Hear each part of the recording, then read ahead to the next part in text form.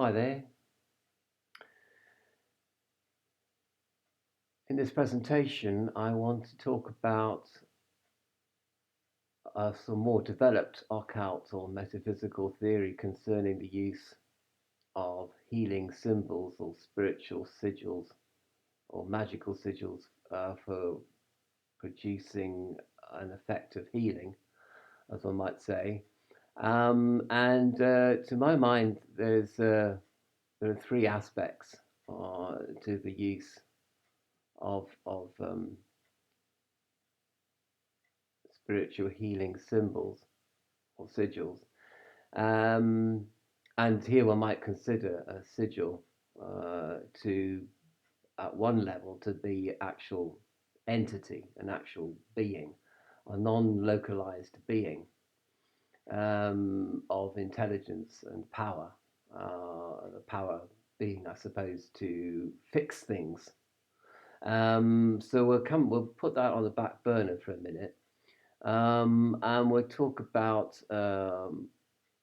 healing symbols from the point of view of being a bit like magical, or a bit like being prayer wheels, or prayer flags that the Buddhists or Tibetan Buddhists use. And one might sort of, create a symbol, and this symbol is used as a sort of way of focusing the mind, um, and entering into a prayerful state of mind. And when we talk about prayer, and when we talk about symbols that focus one's mind on prayer, and initiate one's mind into a sort of prayerful state, we are entering here into consideration of the miraculous.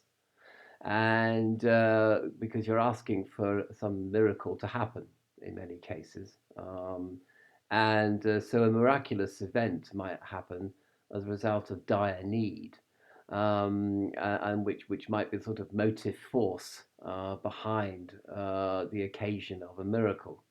But of course, in that case, miracles can come from the demiurge, because you might be in dire straits, and you might pray for a miracle from the demiurge, who, of course, has fixed it so that you are in a dire state to begin with, thus making you ask for a miracle from him.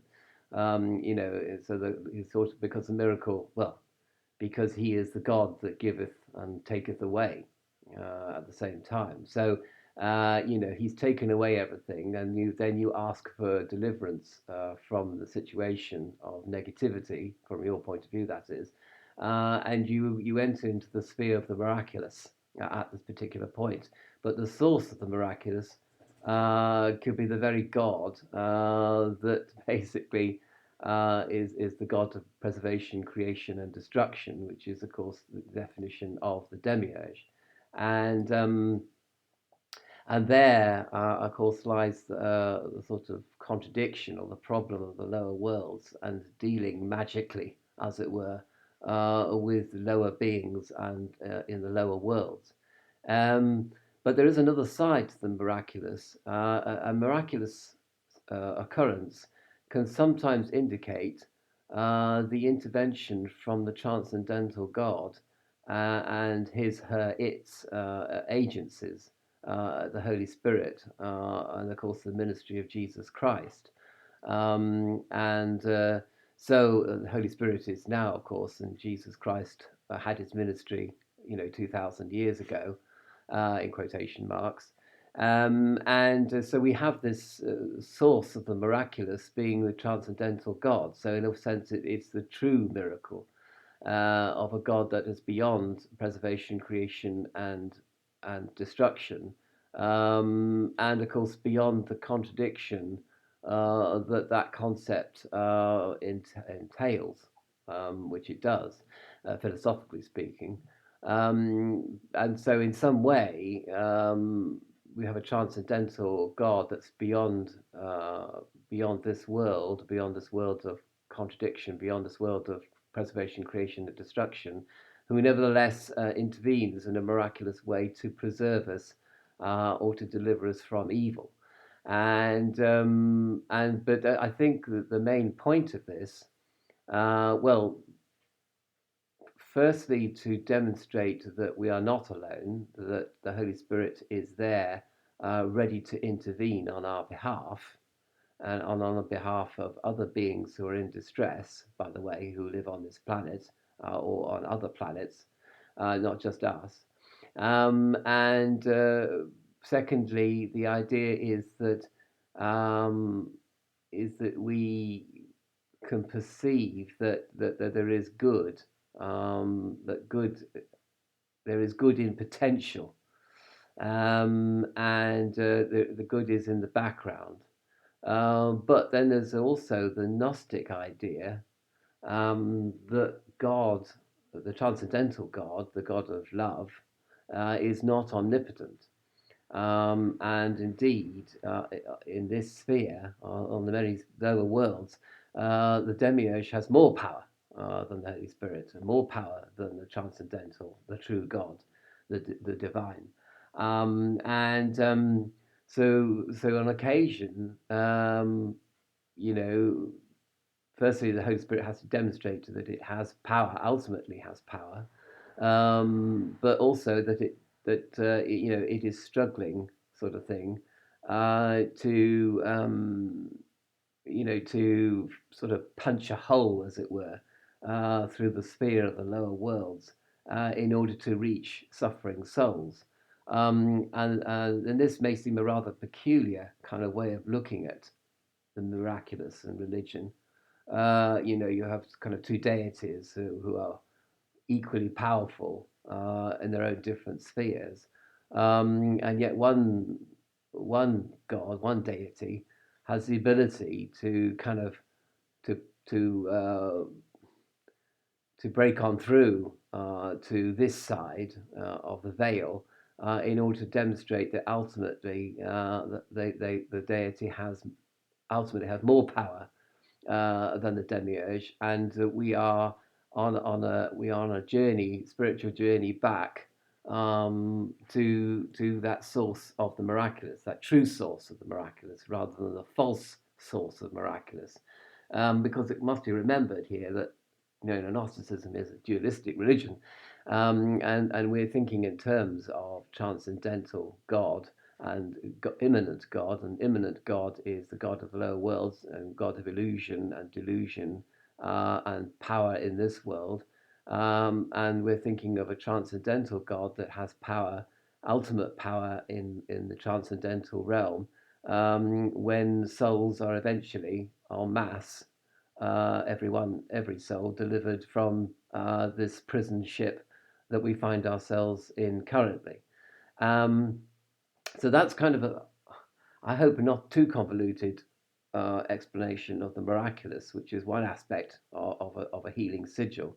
Now, the other aspect is pretty lower worlds, really, and this refers to the so-called placebo effect, where the scientists have discovered that the placebo effect is actually very, very powerful. Um, so, for example, we have a tablet here. Let's say we have a tablet, and the tablet contains an active ingredient to reduce headaches, for example, right? And the active ingredients acts on the body to reduce the headache following a biochemical pathway. And the effectiveness of this treatment will depend largely on genetics, but also slightly on the immune system of the person involved and how they respond to the treatment, which is genetically and environmentally determined. And this is so. This is one thing. So it acts on the body, and there's a purely materialistic lower worlds sort of thing going on here. But then the manufacturers put a little blue cross on their tablet, which is observed by the person taking the tablet, and it's been discovered that this little blue cross, although it doesn't do anything obviously on the biochemical level, it causes a mental leap, if you were, a mental jump. It inspires such confidence in the person viewing this little cross, and they believe that the cross is actually having more is contributing to the increased effectiveness of the tablet, and this is called the placebo effect. And it's demonstrated that in fact you have to, as well as treating the body, you have to convince the mind that treatment is possible and good and inevitable, and this will increase the effectiveness of the actual physical treatment that is going on. So, if you will, the healing sigil is nothing more than the little cross taken off the tablet. You don't need the tablet anymore. You just simply need the placebo effect of the symbol being introduced to the mind.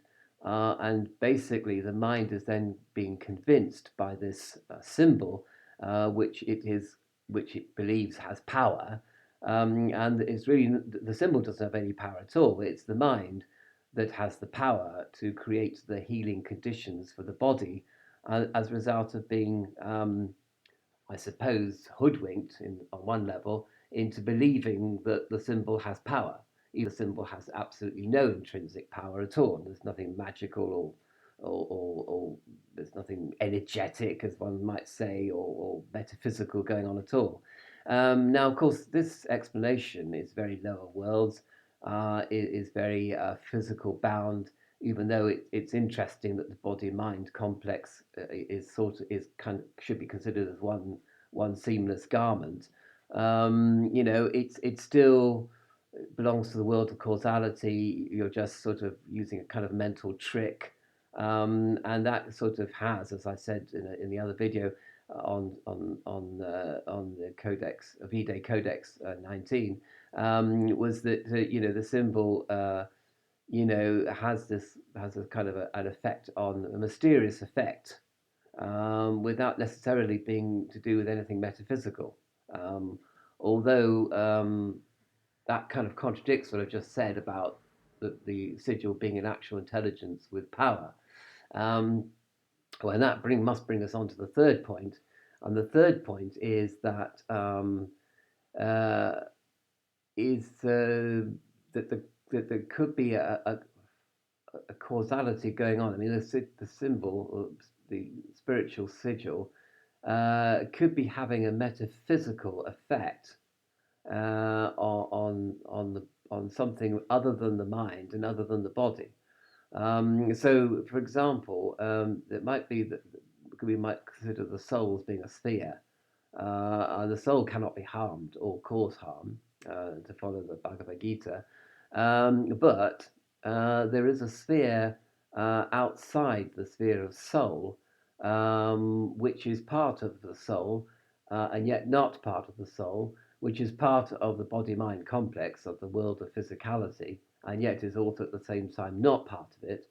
And there exists a sort of a causal path between this mysterious sort of sphere that is not soul but is soul, a path between the physical world and the sort of what one call the metaphysical world, such that a problem in the sphere, in this metaphysical sphere, can have an effect on the body mind complex, and a problem on the body in the body mind complex can have an effect on the metaphysical sphere, and then it creates a kind of vicious cycle of causality going both ways.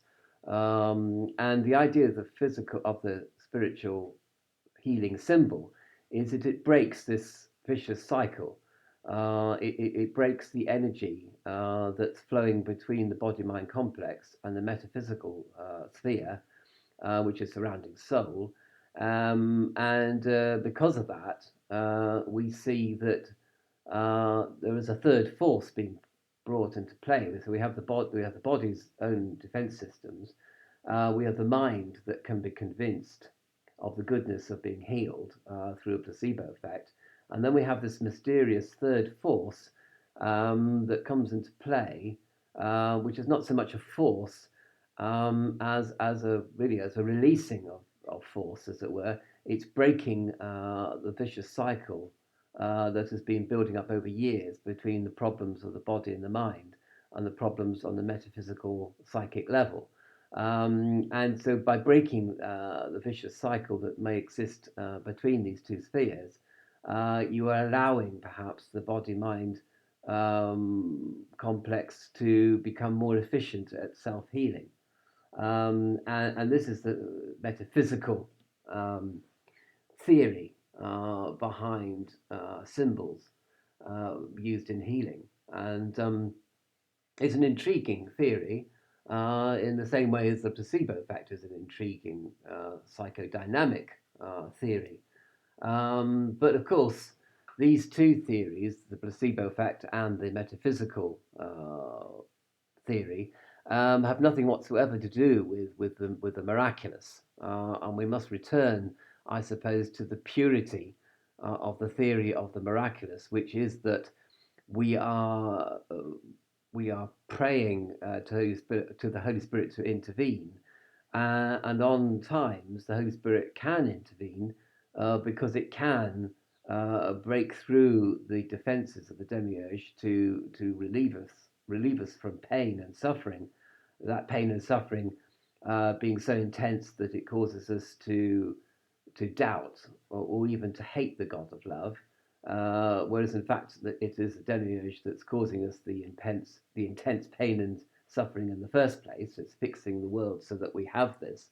And the miraculous, the transcendental God through the Holy Spirit, can sort of punch a hole through the defense of the demiurge on one hand, and to demonstrate that the Holy Spirit has ultimate power in the end to deliver us from evil, from suffering and pain and scarcity and fear and all the rest of it.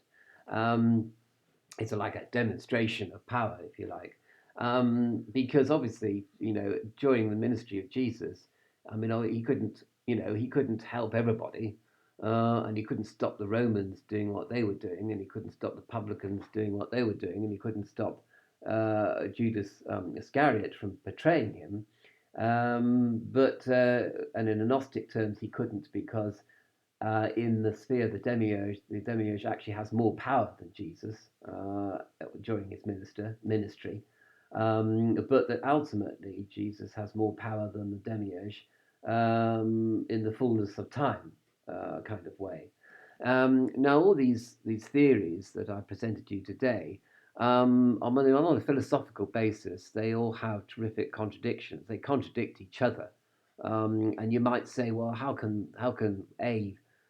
you have one theory which might be correct, and you have the opposite theory which might be correct? How can you have a sigil or symbol having a metaphysical causality, a psychological causality, and be some kind of a symbol of the power of the Holy Spirit to intervene in order to relieve us of pain and suffering on times, temporarily, so that we remember that the transcendental God is ultimately the power that will deliver us. Well, I think it's a bit like the idea of light. The theory of light is that it's both both a pulse of energy and a waveform. And you can do experiments which prove that both these theories are right. It's both a packet of energy, a discrete packet of energy, and it's a flowing waveform. And you can actually prove that these two theories, even though they're sort of contradictory, are both. So light has a kind of contradictory structure to it.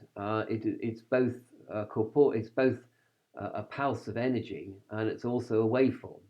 And it depends which way you're going to look at it, really. And both ways of looking at it are correct. So it could be that, all ways of looking at spiritual sigils are correct. However, as a Gnostic, I would caution you against being too stuck on a metaphysical theory to explain sigils, and a placebo effect to explain the sigils, because both theories belong to the demiurge. Both theories potentially belong to the lower worlds, and have nothing to do with the transcendental God, and who is the truth and the light, and the path to redemption and the return to paradise. So you have to be sort of careful. And I suppose when you use sigils, probably the best thing to do is to consider them to be like prayer wheels, and prayer flags, and to raise these flags and to spin these wheels, in the vague expectation of of an amelioration of symptoms, of pain and suffering, um, a reduction of pain and suffering to the point where you can then focus your mind again on God. Because there's no doubt about it, if you're in enough pain and enough suffering and enough fear, you forget all about the Holy Spirit and about Jesus and about God, and you're just concerned with doing anything to stop the pain and stop the fear. Whatever you do, you just will do anything, ethical or unethical, to make your situation better, which is how the demiurge has set it all up in the lower worlds for you to react in that way, you see. So it's important that from time to time the Holy Spirit does actually become the source of a miraculous event in people's lives, either collectively or individually. So really, um, I would stick to more looking at spiritual healing from the miraculous point of view rather than from the causal point of view. And of course, this is further complicated by the fact that in order for magic to work, it's very, very important not to be assuaged to purpose, and very important to be delivered from the result, so that you don't go into a magical process or magical operation, which is essentially what drawing a sigil is. It's a magical operation. And when you draw that sigil, you must you must make your mind empty of all expectation. You have no expectation of it working. You have no expectation that this will somehow indicate that you are a powerful magician. You relinquish power. You relinquish expectation. You relinquish looking forward to there being a result. You relinquish on all that, and you just simply write down the symbol or sigil or do the magical operation, having relinquished all conscious thought to do with does this work or doesn't this work, or will it work or will it not work, or will this prove that I'm a jolly good fella, or will this prove that I'm absolutely inadequate, delusional, and stupid. You let go of all those thoughts if you can, and the more that you relinquish all those thoughts, the more effective your magical operation will be. And this has been proved by magicians time and time again. So, yeah, you could say that by surrendering to the miraculous and surrendering to the will of God, you're entering into this magical sphere of relinquishment, as it might were. You are entering into the mindset of being unassuaged to purpose and delivered from the lust of result, to put it in magical terms. It's sort of a trick, as it were. But then, of course, once you become aware that this is a trick, it doesn't work anymore, does it? I mean, once you become aware of the placebo effect, once you become aware of this sort of magical trick to make things work, they don't work, because then you're consciously looking at the whole world from the perspective of tricks and placebo effects and people putting little blue crosses on tablets, and then nothing will work at all. So in a way, then you are absolutely stripped naked of everything, and you are totally reliant on the miraculous, and you're totally reliant on sending up a prayer, as it were, in inverted commas, to the transcendental God, fully aware, of course, that it might be the demiurge that responds to your prayer, and not the transcendental God at all. However, the demiurge is then actually shot itself in the foot, because if it responds to your prayer and reduces levels of suffering in your life, then you may go back to contemplating the Holy Spirit and Jesus, and the transcendental deity.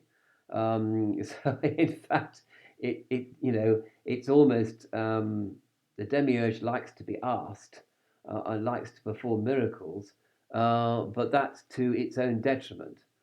It would be far better off to take no notice of your prayers at all, from the point of view of increasing your levels of distraction, because the more pain there is in your life, the less you think about God. So from its point of view, it should do that. But because it has such an ego, and because it likes to respond to miracles and likes to do you a favor, then and of course it does you a favor, but you've got to do it a favor in return, mind you. It's not unconditional; it's conditional. You rub my back and I'll rub yours, kind of arrangement between that must exist between you and the demiurge in that instant, on that occasion of you getting a miracle from the demiurge. You enter into a bargain with it, of course, a conditional bargain. Whereas the Holy Spirit will give you infinite love and infinite healing unconditionally. There is no bargain to be struck. There's nothing that you have to do other than be soul in order to be delivered from the evil of this world. And of course, eventually, the ultimate miracle is the final deliverance of all souls, or all soul, from the spheres of the demiurge, which is a thing much to be hoped for, or perhaps not even looked forward to, but just we release on all forward looking, and we enter into the here and now. And as a result of doing that, we prepare ourselves for the inevitability of our deliverance from the spheres of the demiurge, from the veil of tears, and from the shadow of death. Um, and so I hope it's a bit of a complex interplay of theories about how healing sigils work. And even if one can apply the term work, the verb work, to a healing sigil, does a healing sigil do any work in actual fact? Or does a healing sigil actually just enter into as Jesus said, enter into everybody just sitting under their vine tree, and the fruit drops, and you pick up the fruit and eat it without doing any work at all. And the lilies of the fields, they don't work, which in the sense that we work. They just simply are, and they simply exist without work in the same way as tilling fields and sowing and doing all the and going to work and having mortgages and doing all the things that we have to do in order to survive, in modern world and in ancient world. So it's a bit complicated, and I found it quite difficult to marshal my thoughts around these complex issues. And I hope my presentation has done a little bit more to make you think um, about the what could be happening and what may be happening. But my general advice to you, my conclusion, is to enter into this. Is to, let us say, allow the sphere of the miraculous to enter into your life, and to remember that it's there. Remember that the Holy Spirit is there from time to time to deliver you from the kind of pain and suffering which would otherwise make it impossible for you to contemplate the ministry of Jesus, or the action of the Holy Spirit, or the existence of soul and the transcendental deity.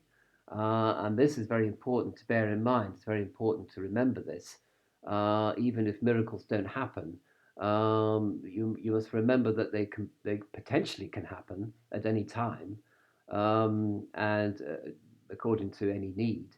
And that in itself, I suppose, is a miraculous source of comfort in our miserable existences on this hunk of rock, in these various spheres of the demiurge, which exist solely to imprison soul, and to make our lives miserable and awful.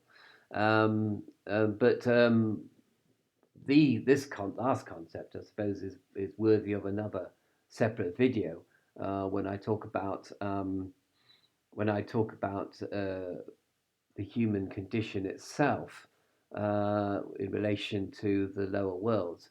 So look out for that video as well. And I hope that this has been of some value to you in your ordinary lives, and in your life as a Gnostic, in your life in spirituality. Thank you very much.